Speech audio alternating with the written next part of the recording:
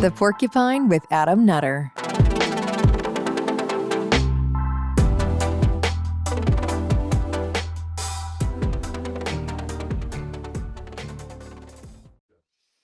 What is up, everybody? Welcome to, want to say episode 18 of The Porcupine. Real quick before we get to our guest for the day, some quick plugs.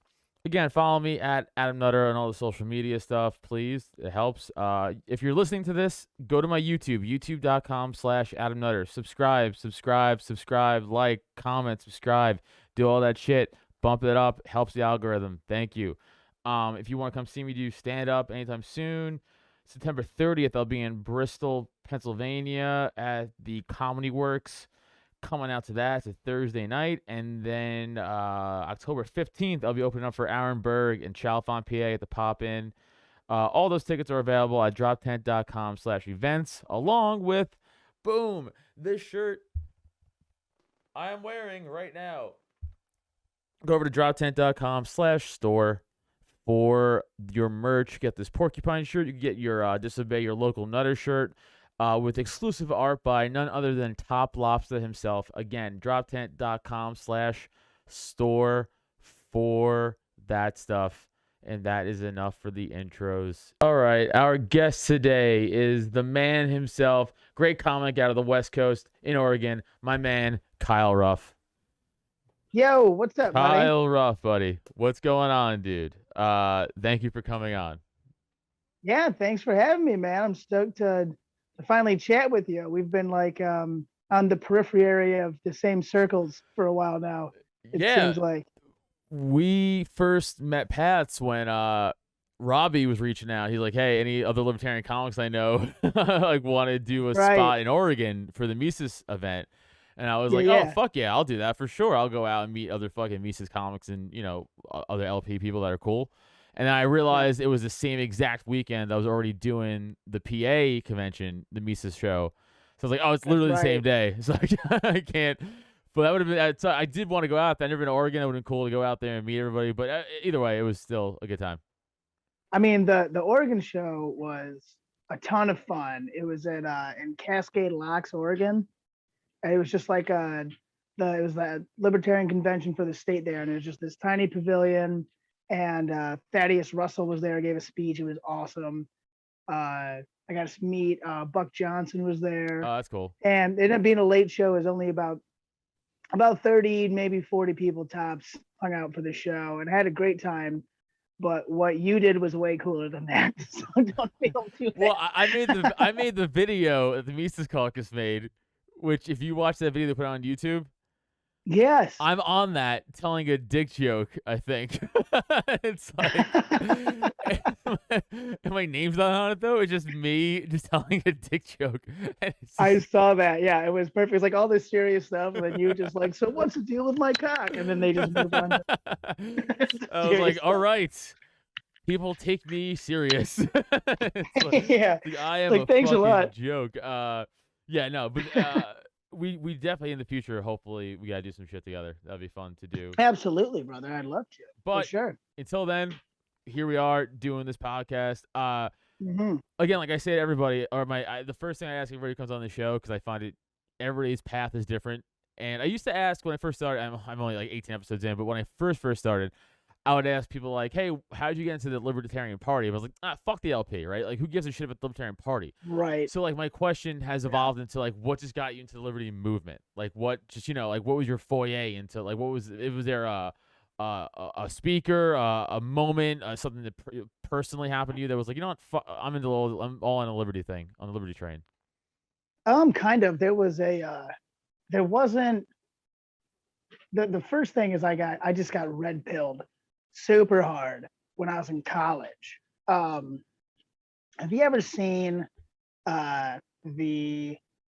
it's still on YouTube and has a lot of views. I believe it's under like the name like The Collapse of the American Dream, but it's a cartoon, probably about 30-minute video, and it essentially just explains the Federal Reserve and the banking system. Okay.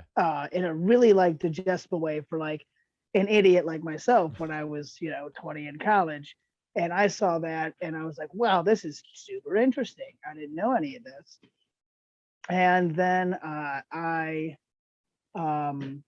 I posted on Facebook, and a kid I knew from high school, which I couldn't even tell you his name now, random kid, on the link, he was like, have you ever seen the Zeitgeist movie? And I said, no, I haven't. You've seen it. I can tell by a nod. Yeah. And I was like, no, what's that about? So I click on the Zeitgeist movie, and next thing I know, I'm like in tears, and I'm like, 9/11 is a lie. And, I was like, this is everything I know is completely upside down and backwards and stuff. Which I mean, that movie still, I don't know, it has some holes in it or whatever. But what's important is that it got me to like look in, just to think like, oh, I've been lied to, or at least there's the possibility that I've been lied to about everything, you know.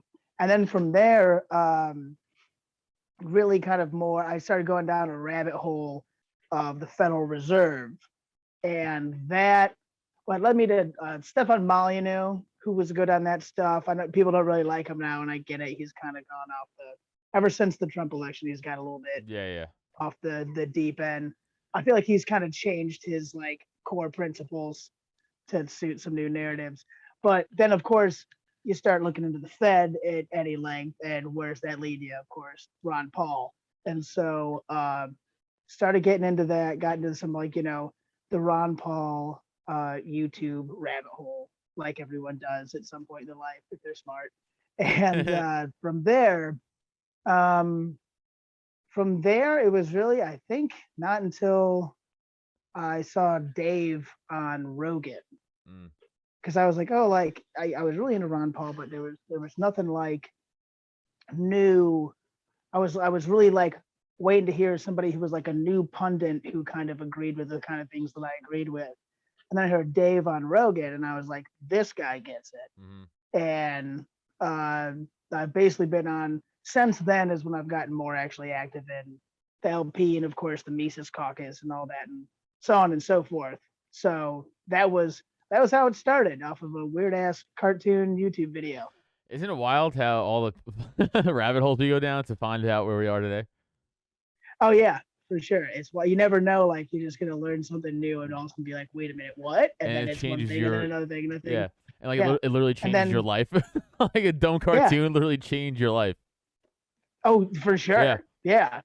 I mean, just ask your producer. He saw some random video and now he's on a grinder date with some guy down the street, and hey, that's never going to be the same. You know what I'm saying? He wants to bang dudes in a fucking Starbucks bathroom in Philly. That's on him. Yeah, and that would have never happened had he not listened to Faith by George Michael when he was a kid. And now here we are. Super great how he can't defend himself because he's not here. Yeah, good. That's how I like it. Fuck him. Fuck you, Jesse. That's what you get for going on a date with a girl. Oh, your date's more important than my podcast. Yeah, I know that, but your date's a dude now. Now you're gay for it. Look how that works. That's comedy, folks. Nothing like good old 90s gay jokes to make it. Yeah, what are you, gay? High five. God, we are so lame. It's like, killing it. Killing it. What the fuck I was gonna say? Obviously, again, you're a comedian. I'm a comedian, and actually, let me ask you this first. Were you into comedy before politics, or were you into politics before comedy? I was into comedy before politics, but I didn't start doing politics or start doing comedy until after I was in politics. Okay. So I didn't I got kind of a weird origin story as far as comedy goes. Because I spent most of my 20s living in the woods, essentially, in Montana. And it wasn't so grizzly man Kyle Ruff. That's right, baby. Yeah, hopefully I won't die getting eaten in a tent. Oh, the worst way possible? Yeah, that'd be awful. Yeah. Have you ever seen the Grizzly Man documentary? Yeah, of course I have. I'm a psychopath. But dude, my this isn't funny, but it's funny because it's funny. That scene when Werner Herzog, when he hears the audio and Yes. he's the only person to ever hear it apparently because he never released Yeah. it. But he's like, do not ever let anyone listen to you. yes, You will take this and you will burn He it in goes, the center of the earth. It's just the way he has his headphones on and he just does this and he goes, "That is the worst thing I've ever heard in my life." It's the way It's just very matter of factually. It's just the way he says it. So like no emotion, almost like a robot. I know. I'm not saying he didn't have emotion, but just a very robotic way of saying that. Because if that was me, I would have been like, "That was horrible. Yeah. That was the worst thing ever." Like he was. Yeah, just, right. Like, so it's like, like, what in the hell did I just listen to? But no, Bernard Herzog's like, I am very sad right now. Every time I see that clip of him going, "That is the worst thing I've ever heard in my life," I just break down in tears laughing. It's so fucking funny. It's like Ultron. It's like Ultron or like Thanos, like trying to like have compassion for like. Like, yeah, I'm so sad. It's like, oh, are you? Oh, are okay. you? You seem like you enjoy. Yeah, part of me though wants to hear that. Part of me. Oh, I mean, everyone kind of Right? wants to hear it. I mean, it's probably, I'll give you a preview. It's probably just like, ah, and Yeah. then blah, blah, blah, blah, blah, and that's probably it. Again, it's probably actually the worst Yeah. thing. It's probably the worst thing imaginable. It's probably one of the worst things imaginable. It's probably just a lady screaming and then The dude screaming, her dying, and then him screaming, and her screaming, and it's kind of like it's always funny because apparently like the bears like attack one of them, and the other person came in the tent, and then like they attack them too, which reminds me, and this is a very niche joke, but you're a comic, so you might get it. Do you remember Screwed, the Norm Macdonald movie? Oh, Scrooge? Yeah. Not I don't. Screwed. It's been a long time. Where not Screwed? I'm sorry, not Screwed. Dirty Work. Fucking. I'm sorry. Dirty Work. Yes. Okay. I do remember Dirty They Work. break in the mobster's mansion to put fish in there, and they're hiding in the closet, and then all you hear, you just see them in the closet, but all you hear in the background is like the mobsters being like, "Hey, it smells like fish in here." I was like, "What is that? A code word? What are you, a cop?" He's like, "No, not a cop. I'm saying it smells like fish in here." And then you just hear them start murdering each other. What's funny about it is because you see Artie Lang and Norm Macdonald like in the closet, like, what the fuck? And you hear them talk, like the mobsters murdering each other but talking. He's like, "Oh my god, is that a chainsaw? Oh my god, it's a chainsaw. Now you're taking the chainsaw and using it on me." It's like, it's kind of like, I kind of think of that like this thing where it's like, you're listening to it and it's almost like, "Oh my god, now the bear's attacking him." It's like, yeah, like she's narrating it, like, "Oh my god, the bear is now eating his legs. Yeah. Oh, it looks so painful. Now he's eating me." Yes. Yeah. I know it's a very niche joke, but No, I like it. but if you've seen Dirty Work, you fucking get it. That's all I'm gonna say. If you've seen Dirty Work, you're like, "That's great." Yes. So, Or it's like Austin Powers when he falls in the pit. Will Ferrell falls in the pit, and he's like, "I'm very badly burned. It hurts very much." yeah, Probably a lot. That's after she narrates him getting eaten. She's like, yeah, "He's yeah. eating me, and it very, very hurt." Asshole first. They don't care. Starting with my butt. Please don't eat my butt. Anyways, what are we talking about? I don't comedy kind of. So it was kind of going down this route anyway. No, Yeah, because that's interesting. Because I also have a interesting comedy, my comedy, fucking backstory. So what's your comedy backstory then? Like, what's your weird comedy backstory? Because you said I have an interesting trip in comedy. No, I didn't start until I was my first open mic was I was 29 on my 29th birthday. Yeah, but I'd always like had an interest in doing it. But from 20, there wasn't really a place. I went to a small college, or at least like a small town, so there's nowhere to do it. In northern Michigan is where I was at. I moved to Cincinnati briefly for like a year, and I thought about doing it there. Didn't get a chance to, and then I started working seasonally in Glacier National Park in Montana, which was on an Indian reservation in the middle of it's 3 hours to the next small town. And it's, there's no, if I were to do comedy, I'd have to go all the way to like Missoula and it'd be like 2 people there. But I was also working the winters in Steamboat Springs, which is where I'm at now, which is a little resort town, also in the middle of nowhere in Colorado. So like I said, I'd always thought about it, never worked out to live anywhere where it was an option. And then I ended up doing one winter in Ann Arbor, Michigan. And my girlfriend was going to grad school there. and there was a comedy club down the street, and I was like, man, that'd be kind of fun. Maybe I'll do it. And I went to one open mic, saw some guy, some poor soul. I can't remember his name, but I'll never forget his pathetic face. And he ate just a trough of shit. Yep, like bag of not dicks. even like, oh, just the biggest. Like it was complete. There was no applause or noise in the That's audience. rough. And it was a sizable audience until he left. And then it was like, give it up for one of those.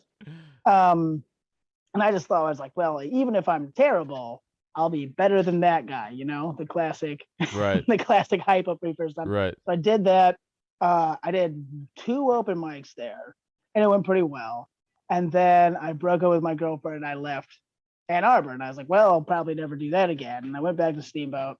And it just so happened that about 6-7 months later, on Facebook, someone was like, hey, in Steamboat, we're going to crash an open mic, like a music open mic, and try comedy. Who wants to do it? And my roommate had known that I'd done it before, so he tagged me in it. And there was a group of about 5 of us who did it. And it was me and one other guy were the only ones who'd ever done it before. Oh, wow. And everyone kind of ate turds, but I went up at the end with like a routine that I'd practiced and just killed it. I mean, but it was in front of like all my friends and stuff. I mean, it was a raw set, but had a great response. And everyone's like, oh, we should do this more often.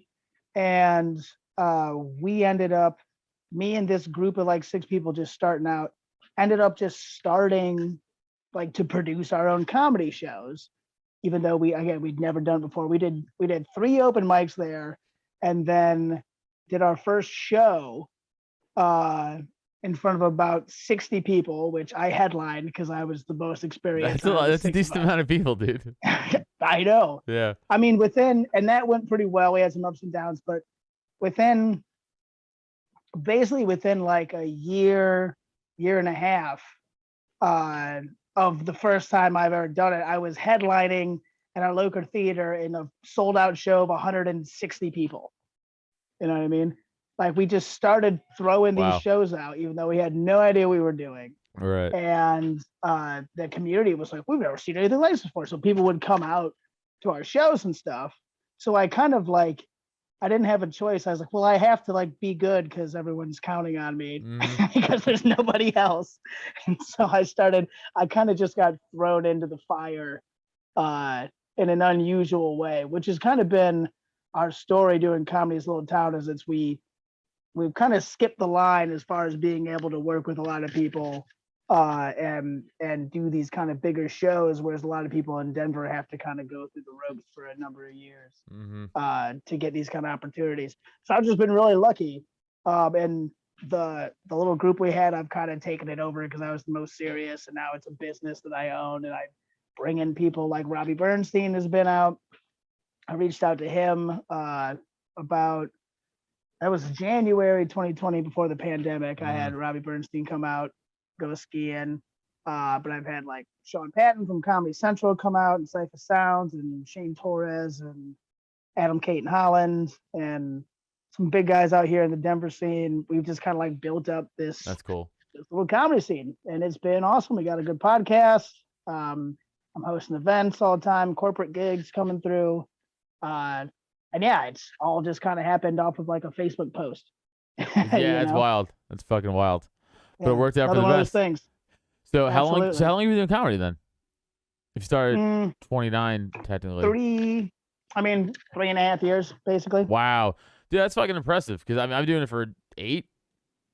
And I mean, again, I'm from New York. I started in New York. It's just different. I couldn't do what you did.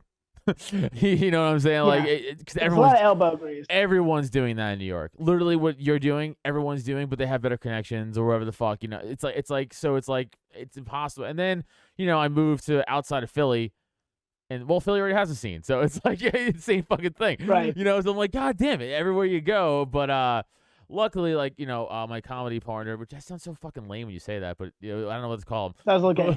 My comedy partner Neil Wood, who I do my comedy podcast with, Cult of Us. We have a little, I like it. Thank you. We have a little network out here, Drop Tent Media, that we cultivated, and we run one show a month.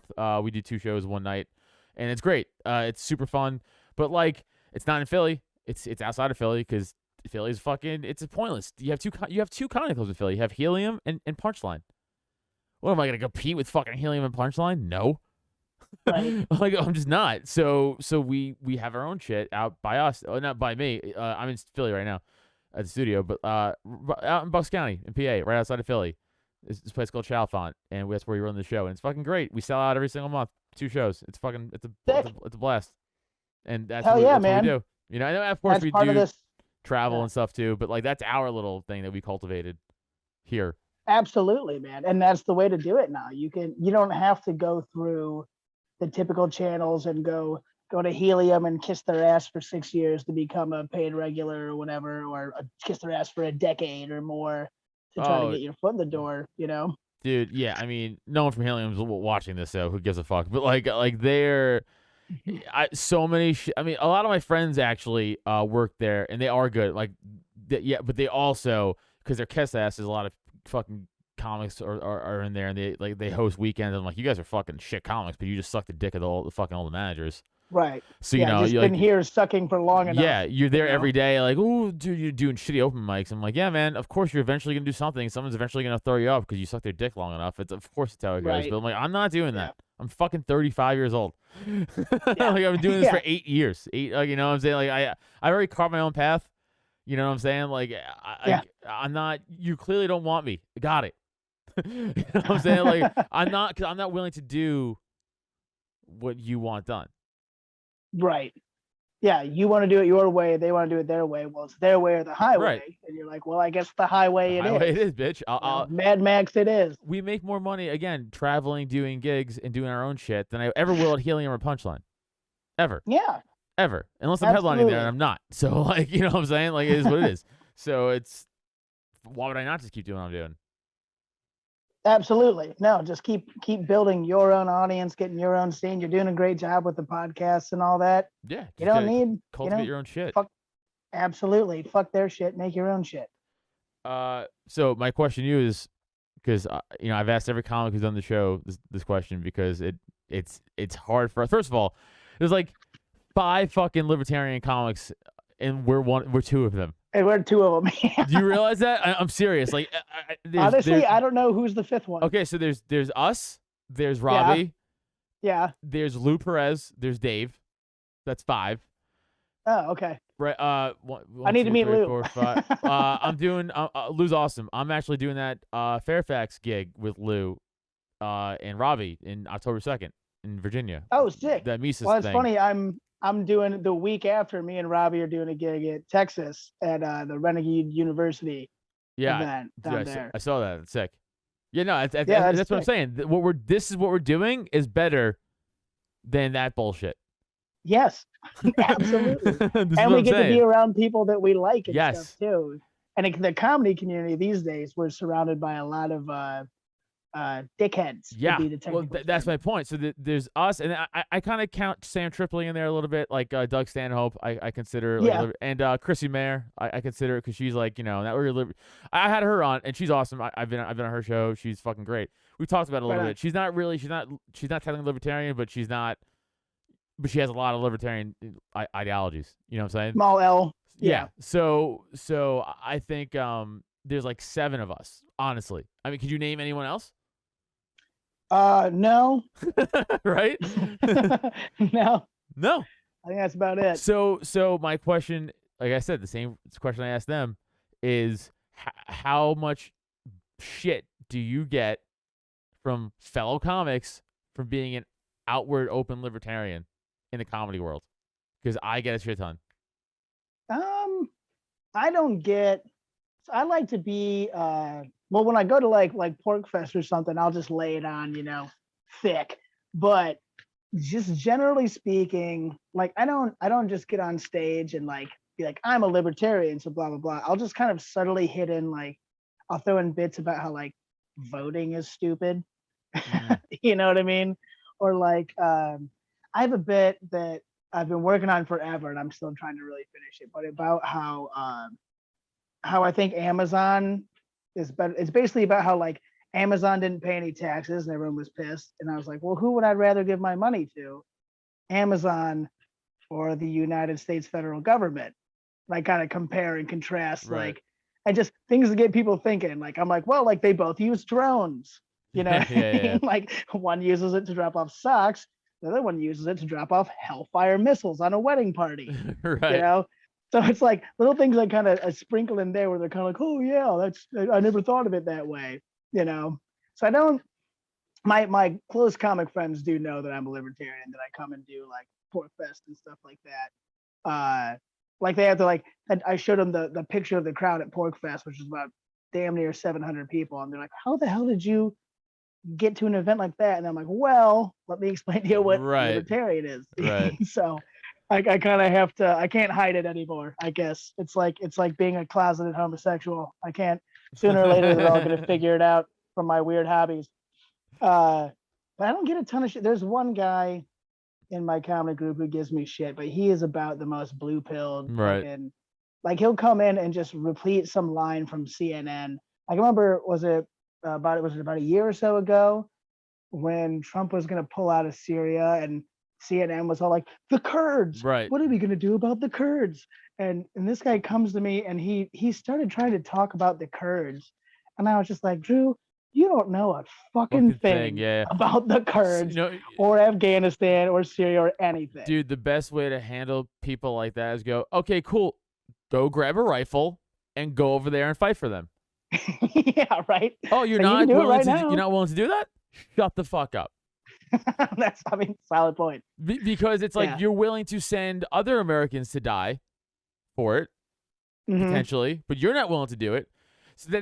that's my philosophy with the whole any war shit, right? Like, unless you're willing to pick up and lay down your life for that cause, then you shouldn't tell the soldiers that we use as weapons to do that either.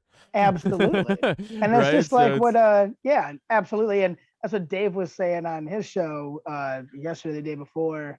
It's like, oh, you want like all these immigrants to come in? Like, how many are gonna go in your house? right. Well, Like, oh, NIMBY. none? Well, Yeah. I've said this before on the show 1,000 times. I've said it on maybe every libertarian podcast I've done, but like, white elitist liberals are the most racist people on the planet. Oh God, yeah. So like, it's not even close. It's not even close. Not even It's close. not even, honestly, them, they give the Klan a run for their money. Oh Legitimately. yeah. Like, they legitimately do. Well, they really do. So And it's the bigotry of low expectations thing that gets me all the time, where people are like, oh well, like we can't have like a free market because the black people will starve. It's like, what are you trying to say? right, are they know what I mean? retarded? Like, what are you Yeah. saying? Well, so this is why it's a great point I want to bring up to another comic, because I don't believe in punching down. I don't think that exists. I think if you're a racist or whatever, you're a bigot, you think it exists, and here's why. Because the idea of punching down is making something less than me. Okay, well, Yeah. I don't think black people are less than me. I don't think anyone is less than me. Right. I make fun of everybody because we're all equals and we can all understand nuance and humor, and we're all fun, and that's what bonds people is humor. You think that a black person or a Hispanic person can't speak for themselves, like they can't defend themselves. Yep. What's more racist? A white person telling a minority that we know what's best for you, we'll handle it, or Mhm. letting everybody be a human being together? What's more racist? Yeah, and it's so obvious too. But they're like, oh well, yeah, well, oppression and systems and Right. blah, blah, blah, blah, speech. You know. Yeah, bullshit. It's bullshit. Exactly, all bullshit. I will say I disagree. I definitely think there's people that are less than me, just not groups. Yes. No, There's definitely for sure. individuals who are less right. than me. Because as a good libertarian, we don't like collectivism. That's exactly right. No. Right. I mean, Individuals are technically, less all than. those idiots could get together and make a collective. Sure. In which case, I would call it a collective, That collective a retarded. group of idiots. Yeah, But for sure. I could also go through individually and find out why they're all retarded. You know, Yeah. But just so we're clear. so that's why I always say that. I'm like, well, punching down again. It just means you're less than me. So you're saying that they're less than us, and they're like, oh, well, I didn't say that. Well, you kind of did. You kind of did. We just defied it, right? So you did. Yeah. That's a good workaround for that if you ever have to run into that problem in the future. Duly noted. Duly noted, sir. But like I'll have a thing where people like won't book me and stuff because of they think I'm a fucking Nazi. Really? Yeah. Like, I've caught wind Well, of it, like, behind, through third party being like, yeah, that guy or girl doesn't like you. They think you're fucking. I'm like, yeah, because they're dumb. right. Like, because they're dumb and they don't want to actually ever have a conversation with me or Right. ever. And I'm sure if they came up and asked you what you thought, they would, it would never come to that. But they never want to come up and ask you what you think. They want to presuppose what you think and then label you, put a nice shiny sticker on your head that says Nazi or whatever shit. Because then they can attack the label without having to actually attack your ideas. Right. But that sucks that you've had that label. I haven't had anyone actually label me yet. I just assume it'll happen. I will. I'll give it time. It was small. It didn't matter. It doesn't matter even because and especially on again my comedy podcast, Cult of Us.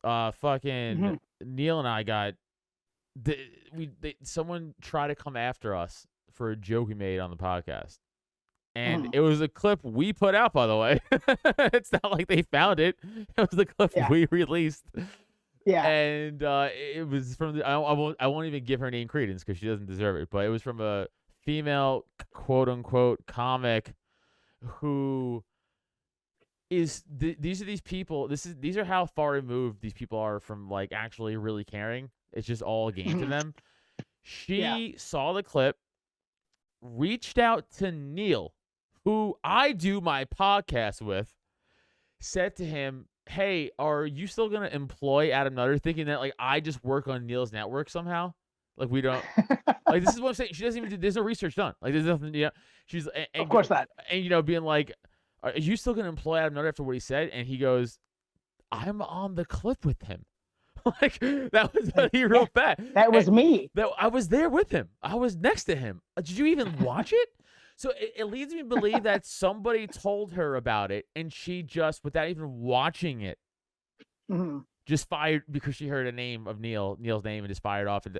And then this guy I used to do a podcast with, he turned out to be a super hardcore lefty. Didn't know that going into it.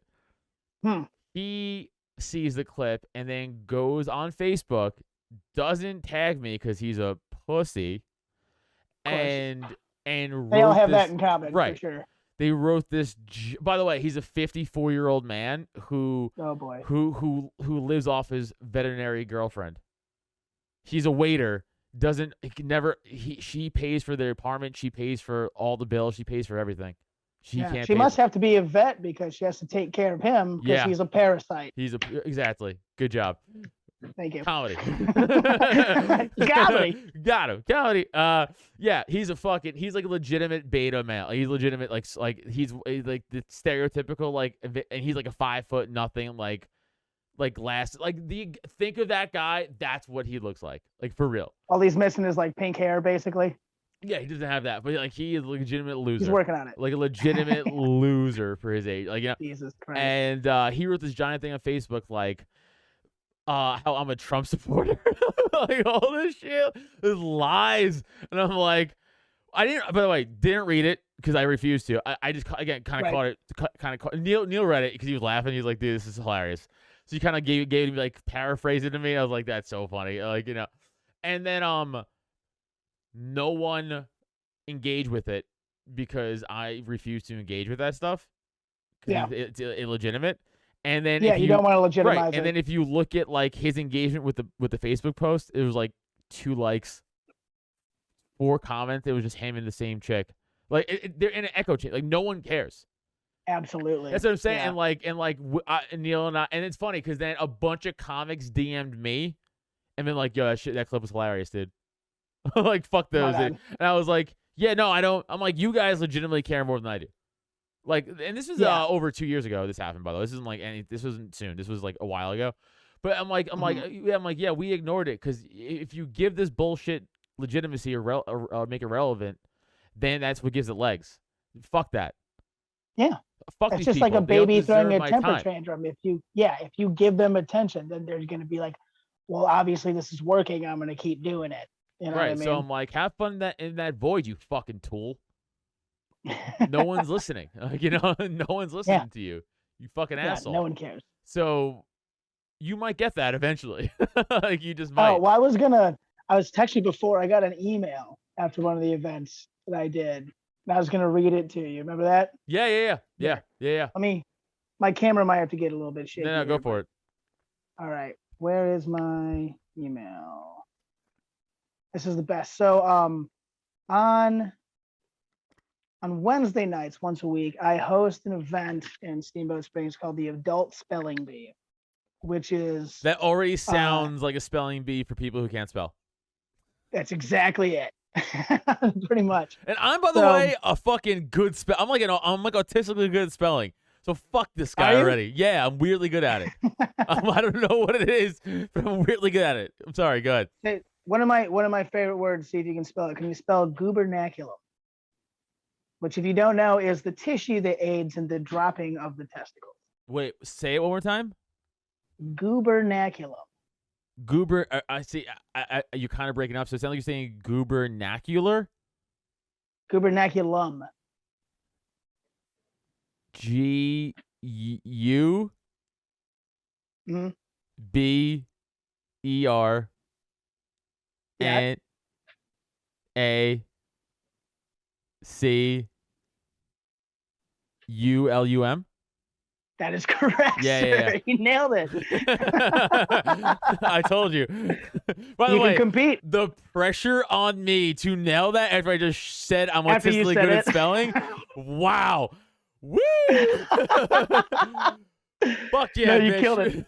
All right. I was actually kind of hoping that you wouldn't. Yeah, I know Just you to- were, because you're a good comic, and I would have been in the same boat as you. I'd been like, I would fucking fuck this up so I could trash him. Go ahead. You got it. Go All ahead right, with so your, here, let me email. read you this email. This is after the Adult Spelling Bee, which is just, it's a great bit because like I host it, and it's just like a spelling bee where I say off words like that. People come up and they can ask like, what's the definition?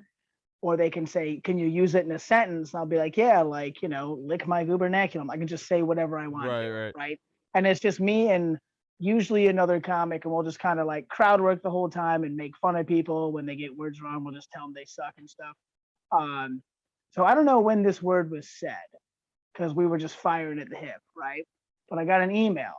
So this is the email. It says, I won't say her name, but it's a super duper white lady name. Karen.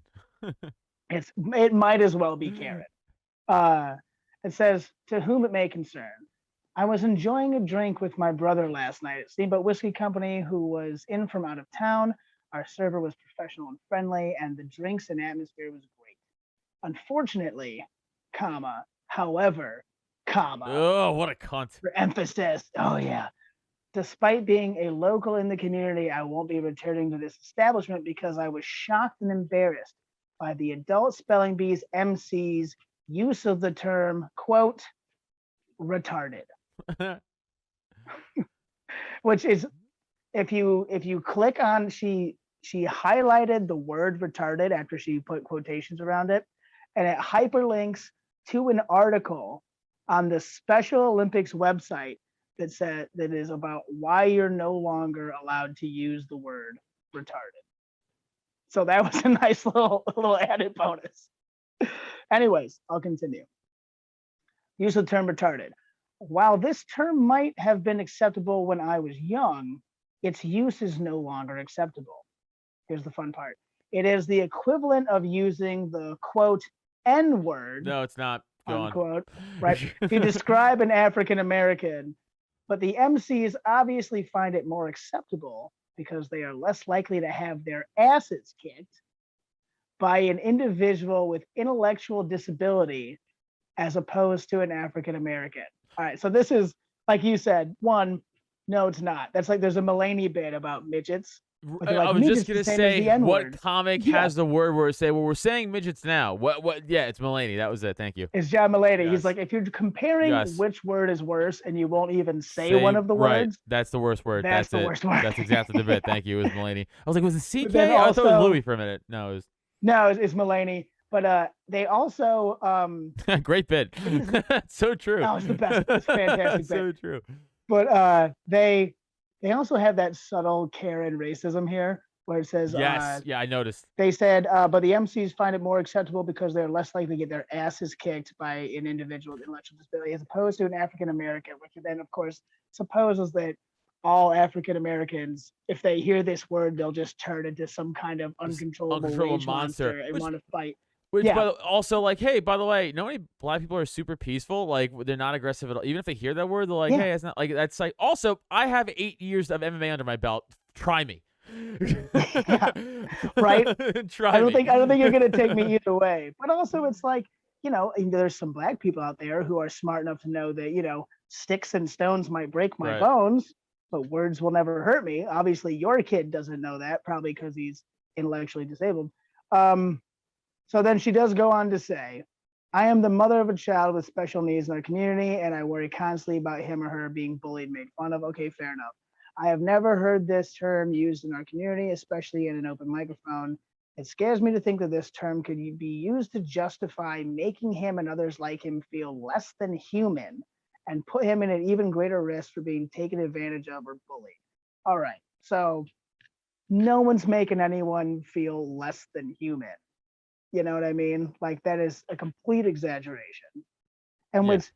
when you're using it in this context, like in the same context that we've used it 10 times on this podcast already, we're not talking about people who are disabled. Never it's one not time. like, oh, you see that guy with Down syndrome, what a stupid retard. Right. I would never once. never do that. But of course, context doesn't matter to Karen's. Right. And then she finished it, says, please address these concerns with your MCs. If you don't, I will make sure to make my concerns for your company's role in endorsing hatred in Steamboat more public. Thank you, Karen McKarenstein. Right. So that's what it comes down to. Is she's like, I want to feel important. So if you don't do what I say, Yep. then Pound on the back. you feel the wrath of the Karen and blah blah blah blah blah. So like a lot of this stuff. Your camera's at off, the by end the of way. the day- Oh, it is. Yeah, I know it was off when you were reading, but I assumed it had to be. Oh, okay. Yeah. But yeah, so at the end of the day, like all this stuff, it's people just want to feel like they're important and what they say. I said that you can't Yep. say that. No, they didn't say it anymore because No. I'm important. And I always go with the Doug Stanhope letter about that word, about the retarded word, when he wrote that letter years ago about the word and how it's like, no matter what word you come up with, it's always going to be used as that, as slang. For any word you use for stupid, it's going to be, because that's what we mean it. Again, it's like faggot, right? Like, I've never once ever used it to a derogatory gay way. It just meant like you being a fucking bitch, dude. Get up. Stand up and quit being like, all my gay friends think that you're a big faggot. Yeah, like You it's know like what I that Louis C.K. Again, not to talk about other great comics bits, but it's like quit stepping a faggot and suck that dick. It's like, yes, because that has nothing to do, because it became part of the lexicon in America in our language, and we made it be not that actual word, if that makes sense, right? So like, we made retarded actually mean retarded. We actually made it mean just like your friends being stupid. like we made it that. Like, we were like, again, and faggot is the same thing. Like, we made it be like, no, you're being a bitch. Like, we never. Yes, now I understand there are gay people that that's the last word they heard as their skull got kicked in. I get it. Like, that's unfortunate, and those people are fucking monsters. But there's nuance. Right. And like, and also those people weren't monsters because they said a word. They're monsters because they kicked someone's skull in. Exactly. You know what I mean? There's some context here. That's what I'm saying. There's nuance and context. Like, we're joking, and like, again, if we're playing football and like you get hit in your stomach, you're like, oh, I'm like, get up, you fucking faggot. We're playing football. What are you doing? Like, it's not like I'm like this gay man. I'm making sure everybody knows he's gay, and I'm like, that's no good. No, I'm like, you're a bitch. We're playing football. Get up. Like, it doesn't. Like, that's all it means. By the way, even if you were gay, I'm still gonna call you that in that context, because it means you're being a bitch. Get up. You're being a bitch. Right. Yeah. Get up. It's all it ever meant. But obviously the argument is like, well, that's not okay to use because evil people. I'm like, yeah, I get what you're saying, but I disagree. Like, right? Because Doug Stanhope. I mean, even super liberal fucking professors from Harvard were like, yeah, he's kind of right. like Yeah, they of agree course. with him. It's like, Well, they'll agree for about 10 minutes and then they'll forget and they'll go back to whatever they were thinking before, right. whatever the approved thing is. I mean, everyone kind of um everyone kind of knows this shit. And this is why I do still subscribe to the kind of vague idea that like pretty much everyone is a libertarian, they just don't know it yet, Yeah. or at least they don't want to come to grips with it or admit it. Which a lot of I would just listen to a Buck Johnson's podcast before this, and the guys on there, it was Steve Messina, and I can't remember the other guy who does Jason Stapleton show, but they were kind of talking about like, oh well, like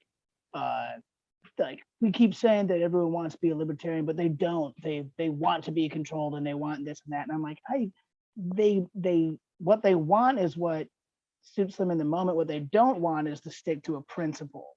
You know what I mean? And so if you're saying like, oh, not everyone actually wants to be left alone, it's like, well, they do want to be left alone when it affects their day-to-day lives or affects something that they care about. And if not being left alone, if having government control affects what they care about in their daily lives, then they're going to want it. And so it's all about showing them that the way to get things done is without government, without force. And just because it's helping you now or it works in your favor now to have government control and government force, it can very easily be turned against you. In fact, it does. Oh, it flip flops all the time throughout all of history. So that's my little libertarian rant right there. You're welcome to do it. Yeah, I don't like Jason Stapleton anymore. That guy became a real fucking loser. I don't really know him, to be honest with you. Yeah, it's not even worth talking about him, but nah, fuck him. Excuse me. Oh my god, I'm fucking dying. Dude, I swear to God, Really? I hit 35 Have that almost. Rona? I'm not even 30. No, not at all. I grew up in Staten Island next to the dump, so I don't think I could get coronavirus. I think I'm just immune to it. You got superpowers now? Because I grew up next to a dump, so I think I just have fought off every other virus possible. I think I'm immune to all viruses. I don't think I can get anything. Nice. No, I hit like I'll be 35 in November, and I don't know, like my body's falling apart now. Like my shoulder doesn't work. My neck is in pain. My neck's giving me headaches every day. Dude, I had such a bad headache the other day from my neck muscles being shitty. I thought I was dying. I was like, this is it. This is how I die. My head's gonna burst. I'm gonna fucking get an aneurysm from this fucking shitty neck pain. That's how much my head hurt, dude. I'm falling apart. I'm legit, dude. This is how bad my shoulder got. My shoulder muscle, because I stopped working out because I don't care. I don't care anymore. Like, I was an Nothing to athlete. prove. Yeah, I was an athlete when I was younger. People who know me already. Sorry, I was listening to this again, but for all new listeners, this is a little quick backstory about him. I played football for a long time. I did MMA for a little bit. My whole life for like my teens and even my early 20s was like just working out, eating right, working out. I hate it.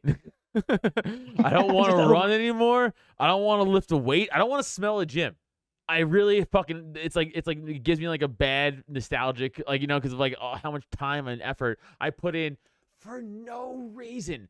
I'm doing this now. I'm not in the NFL. I'm not in the UFC. I got brain damage for no reason. No fucking reason. For no money. For no money. I made a total of maybe $1,200 playing football. Nothing. Like, it's a fucking waste of time. I swear to Christ it was. But so like, got those sweet concussions though. That's pretty cool. yeah, I have sweet CT and brain trauma. It's great. So I don't want to work out anymore. So when I stopped working out, I went from like a fucking muscle 210. I was like, in shape, to a fat 260. Oh wow, Jesus Christ. Blew the fuck up. I said, I'm eating all of the food in the world. And I just stopped caring.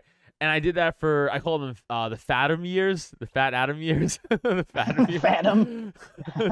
So for like 5 years, from like 26 to like 29-ish, I was like fat as fuck. And then I was like, okay, this is crazy unhealthy. What the fuck? I look gross. And then now I'm down to 160. 160? You know, You lost 100 I'm pounds? 160 right now. Jesus But I didn't Christ, work bud. out at all. You just quit eating garbage? I just intermittent fasted. Oh, there you go. But in the course of doing so, I for years I've had this shoulder pain, like right back by my blade, like right under my blade, kind of. And I assumed just from years of sports, right? Just from years of contact sports, fucking on my shoulder, fucking getting twerked in football, getting twerked in MMA, all that shit, right? Sure. So finally, I'm like, I would be standing still, and I would just get this shooting pain in my shoulder for no. I'm like, this isn't good. So I finally go to the doctor. He's like, all right, so here's the deal. It's definitely from sports, half of it. I was like, okay. He's like, the other half is, remember when you were fat and then you weren't fat, but you didn't work out at all? I was like, yeah. He's like, you just lost the muscle that you used to lift your fucking shoulder up and your arm. He's like, you just deteriorated. I lost, like you it's lost gone. it like your keys? Oh, okay. Not like it's gone forever, as in like you just kind of atrophied. Yeah. So the muscles that you're using to lift your arm are muscles that shouldn't be used to lift your arm. They're overcompensating for your other muscles. Right. I was like, oh, I didn't know that was even a thing. And he's like, yeah. He's like, you know, like when orcas, like their fins flop over from being in SeaWorld? He's like, that's your shoulder. I was like, all right, cool. He's like, it atrophied. It's atrophied inward. So I was like, great. And he's like, also your neck's fucked. I was like, awesome. He's like, your neck's fucked from football, 100%. I was like, great. Thanks, bud. So now I'm in physical therapy for my shoulder and my neck. But on top of that, I also have this lower back pain, and my legs just go numb for no reason. Man, you sound like you're in great shape, dude. Yeah, right? Fucking crushing it.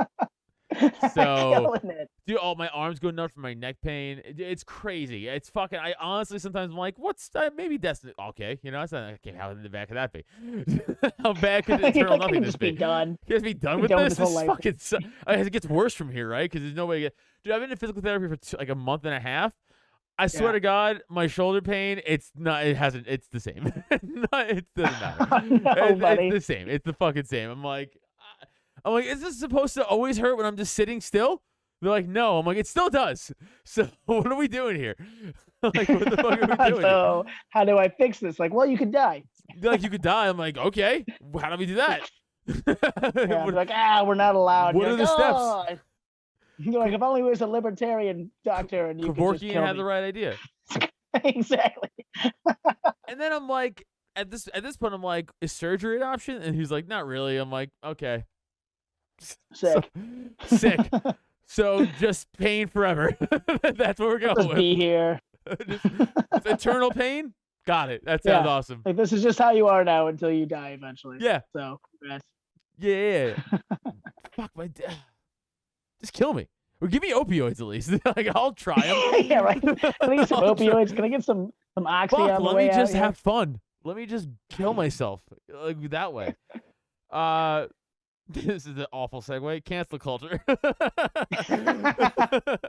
Like how you want to cancel your life. There you go. I want to cancel my pain indefinitely. Okay, well, we kind of covered a little bit, I guess. I guess you hasn't really affected you at all yet. Not directly yet. There's been for as yuppie as the town I'm in is, because it's like a kind of bougie ski town and stuff. They're really trying to make it like Vail. Like, we have the second most expensive lift ticket in Colorado for like a school or for like a ski town. So like it's more expensive than like Aspen and all the fancy. More expensive than Aspen? More expensive than Aspen. What's and they're building a new gondola right now.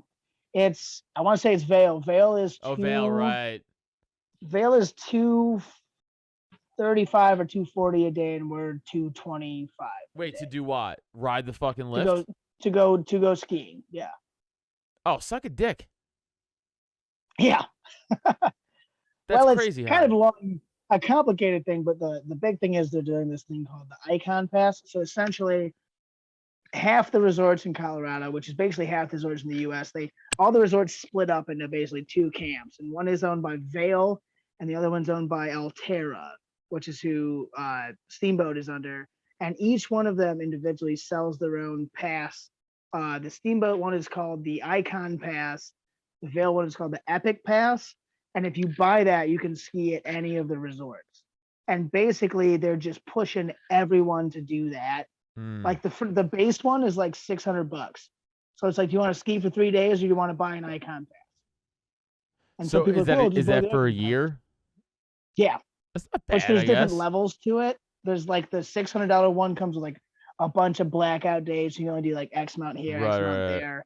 But then there's like, if you want unlimited, you got to pay like $1,200. And But if you're so an avid essentially skier, though, that's not bad. Oh, not at all. I Yeah. mean, everybody has it.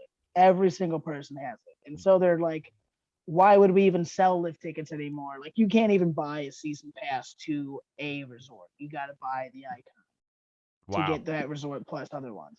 So it's the lift ticket thing is kind of deceiving because of that. But still, if you want to buy a single day, or the second most expensive one around, more than Breckenridge, more than Aspen, more than Telluride, who are all these, like, that's where like the billionaires flying on their helicopters and stuff. And Steamboat charges more, which is insane.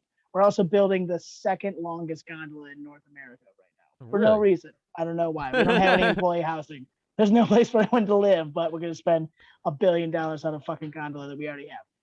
Anyways, what was my original point? Oh, so as much as it's a bougie town, people, because it's like, it's still pretty rural Colorado. It's bougies surrounded by a sea of rednecks. You know what I mean? Okay. Or at least like regular people. So I don't run into a lot of Karens like what was in the email. I only get a couple of those every probably about, I don't know, 6 months. I'll get an email like that, but nobody does anything. So I've been pretty lucky as far as cancel culture goes. I have noticed though, like if I go to Denver or if I go out of town for something that's not a libertarian event, you can kind of see the people, you kind of get a feel from people. Like, you know, when you just see like the chick who looks like Drew Carey with green hair, and you're kind of like, I probably should watch what I say around here. This might not be fun. Right. Like I tone it down. There's definitely some bits and some punchlines, but if I'm going to like get a guest spot in Denver, I'm gonna be like, I'm gonna not do this bit, and I'm gonna do that one because that's, you know, more in the approved category.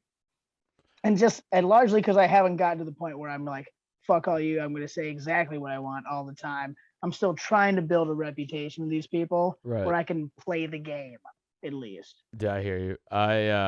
I kind of got soft asked to do the PA comedy at the PA State Convention next year.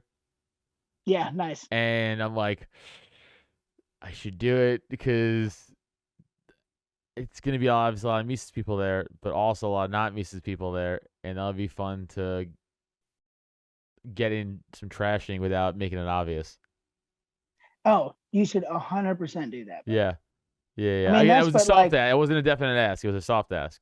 Because this is from the state, not Mises. This is like the actual convention, like the actual state guys. party. Yeah, because they know me and they're trying to play nice, I think, with the MC. And they're like, that would be a good icebreaker, right? I'm like, what's your angle here? It's like, I don't know, is it? Is it? What's your angle here? I was like, I'll do it. You know, I'll do it. That'll be cool. If it's no, I wouldn't be a dick. I'm just kidding. I wouldn't be a dick if they asked me to do it. Because like, you know, you still want to be professional. Like, you know, you don't want to be an asshole and like just trash like people to, you know, to be like, oh, MC Mises. Like, I wouldn't do that. I'm just kidding. Right. But I would just make jokes and just make it very neutral. I would make fun of libertarians as a whole. Just I would, like, you know, as you do it. Right. There's no need to necessarily single anybody out. Because that's, I mean? It's not a Mises event. If it was a Mises event like I've done, sure, then it's different. But no, I would honestly never do that because that's fucked. It's not professional, and like you still want to be professional. A comic, right? It's your job, so you want to do your fucking job and not be a piece of shit. Right. But I thought that'd be fucking cool to do. Yeah, that'd be sick, buddy. Yeah, why not? Let me ask you this: so, dealing with lefty libertarians. Because obviously you're a Mises guy. How do you deal with them in your like local scene, or like you only have to really deal with them like I doubt they're ever coming to shows or anything like that. Right. So like how is your like do you have like a problem with them, like they come after you because like they know you're with us? Is it like like Well, I mean, as far as dealing with lefty libertarians in like my local scene, it's really easy for me, mostly because I am the only libertarian in the entire town. oh wow. So I went to the Colorado convention um as like a delegate, and I was the only delegate there from my county Wow. out of I think 200 plus delegates. There's the delegate from Routt County was Kyle Ruff, and that's it. So, and I don't actually know. There was one guy I used to know, and there's a handful of people that I know now who have kind of leaned more in the Trump direction or something, who were like kind of vaguely consider themselves libertarian, but that's it, man. I live in the middle of the nowhere. I live in a town that's probably, I don't know what the Huron population, maybe 12,000 tops. It's not a lot Um, of people. no, It's and really I not. haven't seen. I've been involved in the Mises group, like I'm on the email Mhm. list for coming down, which sucks because always like we're doing a meetup in Denver, and I'm like, well, I can't drive 3.5 hours to come see you, but I want to.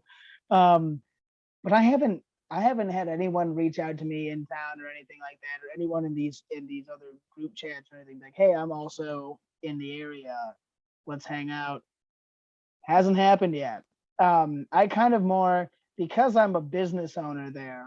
Uh, I'm more kind of presenting myself in Steamboat as Steamboat Comedy in my group and my brand, as opposed to Kyle Ruff, the libertarian comedian. Mhm. So I really haven't had much interactions with uh, negative lefty comedians or anything. I mean, like when I was at um, Pork Fest, it definitely was not all Mises people. There's a big chunk of non-Mises people, and I was walking around with my Mises badge. I had like a little pen, Yeah. and even on stage, I kind of made some comments about the Mises Caucus, and nobody gave me any grief about that. Everybody was cool. Uh, Everybody respectful. I think I might have said "fuck Nick Sarwark" on stage.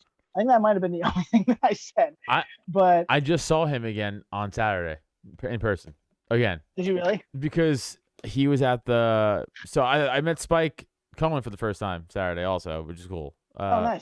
I met him in Colorado. He was great, dude. Yeah, super cool. He's hopefully he's gonna come on and do this show. He said he would actually. So this I have to I'm figure it sure. out. But Yeah. no, but I have to figure it out. But uh no, I'm the board rep for Bucks County, PA.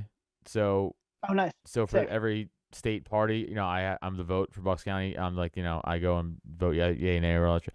But this is like the first in-person meeting since like COVID, like for the whole state. And it was fucking 3 hours from my house.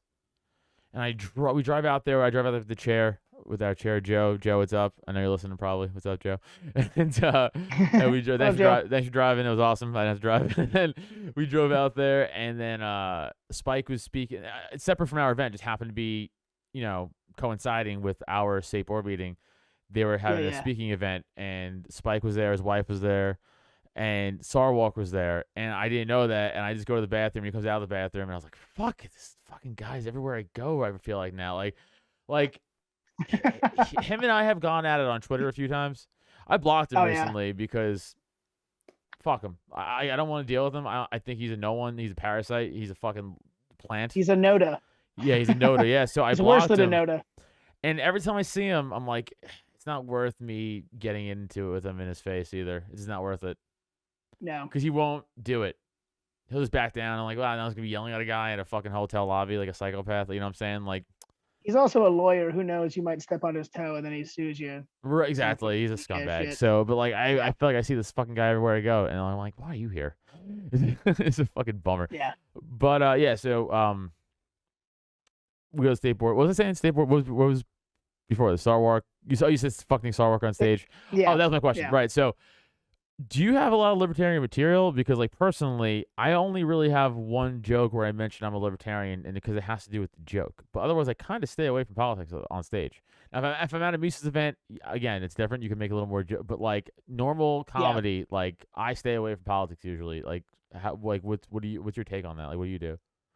Mine is kind of like I was saying before. I do like politically adjacent Okay. material, where I'll talk about voting, but I'll do it kind of like not apparently coming from a certain angle, or like I had a bit that I did about how woke politics is a distraction. I have a bit that I do about the CIA commercial that talks about how the CIA is so inclusive. Yeah. You know what I mean? Yeah, like things like that where I come at it from, I'm like, let's talk about politics, but I'm never like fuck Trump or whatever for like applause, or I'm never like I don't ever I try to come at it from a way where the average person can't tell what side I'm coming from. Or at least like my angle is usually like, hey, isn't this all stupid? Right. You know what I mean? Which is stuff that definitely plays very well for libertarian audiences because Yes.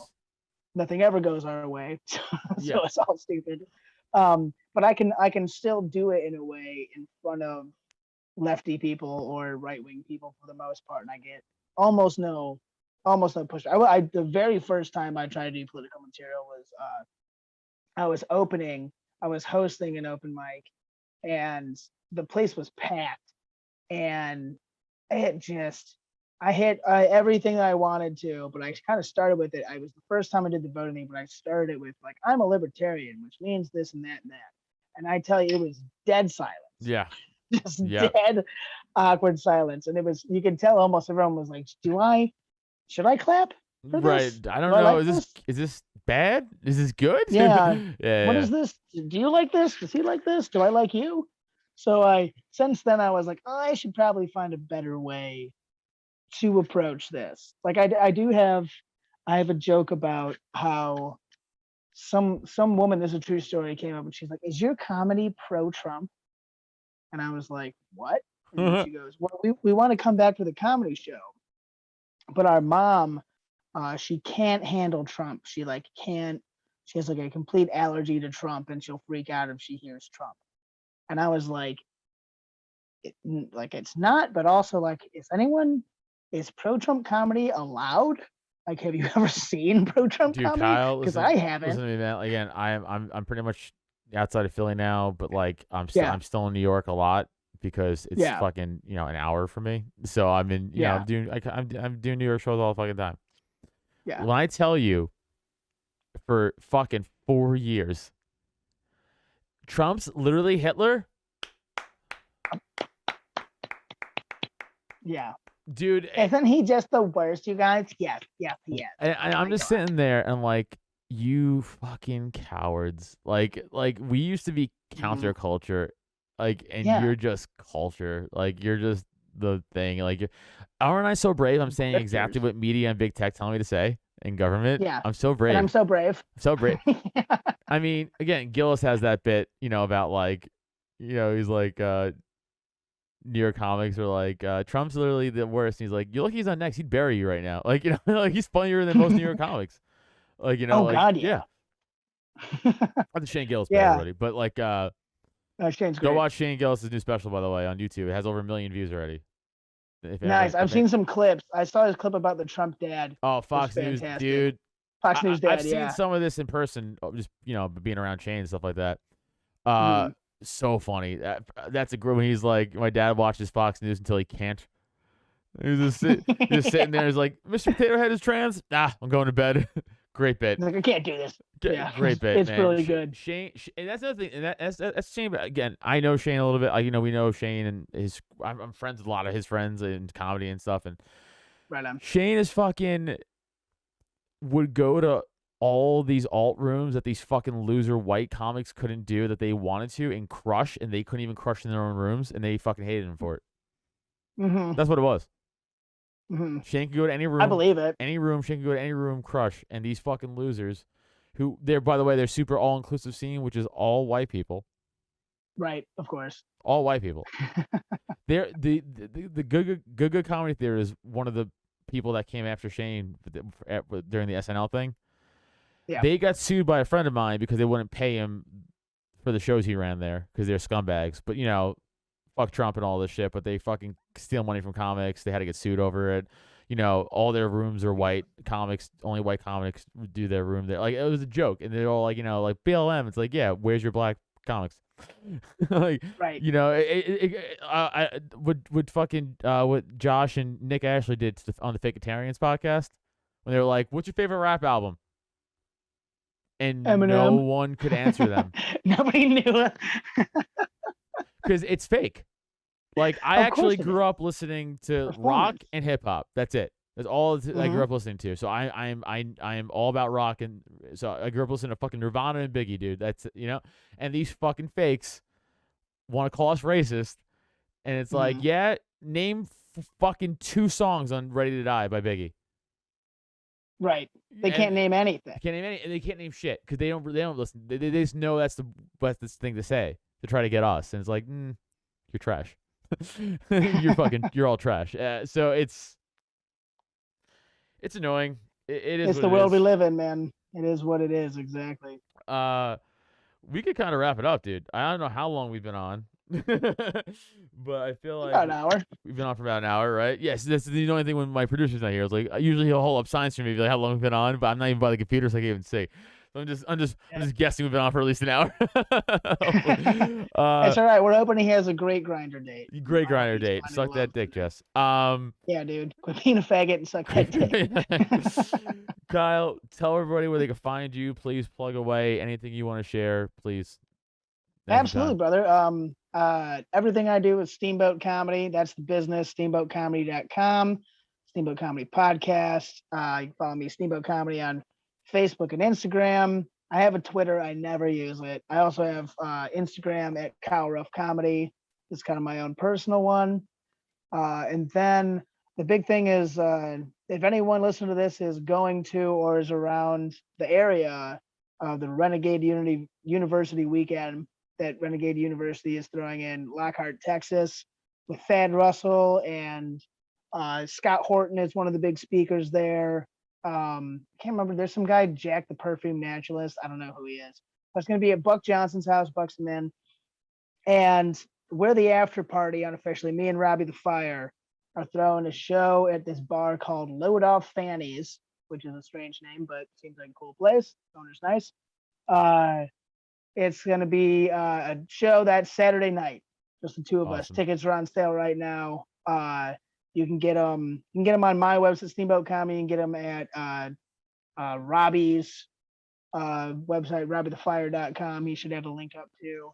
And yeah, that's pretty much all I got to plug, buddy. Let's just keep doing the thing. Fuck yeah, man, dude. Again, you guys know where to get me. Follow me for all my dates and other shit. Go listen to Cult of Us, of course, my other podcast. Download if you're only listening to this, YouTube.com/Adam Nutter for this podcast. Please subscribe, like all that shit.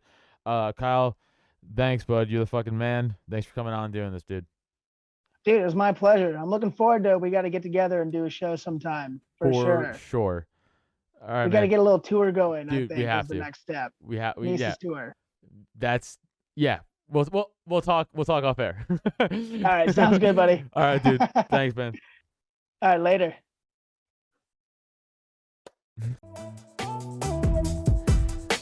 Thanks for listening. Find Adam on social media, Twitter and IG at Adam Nutter, or Facebook and TikTok at Adam Nutter Comedy. And for podcasts and merch, check out www.droptent.com. Don't forget to rate, review, and subscribe so you never miss an episode.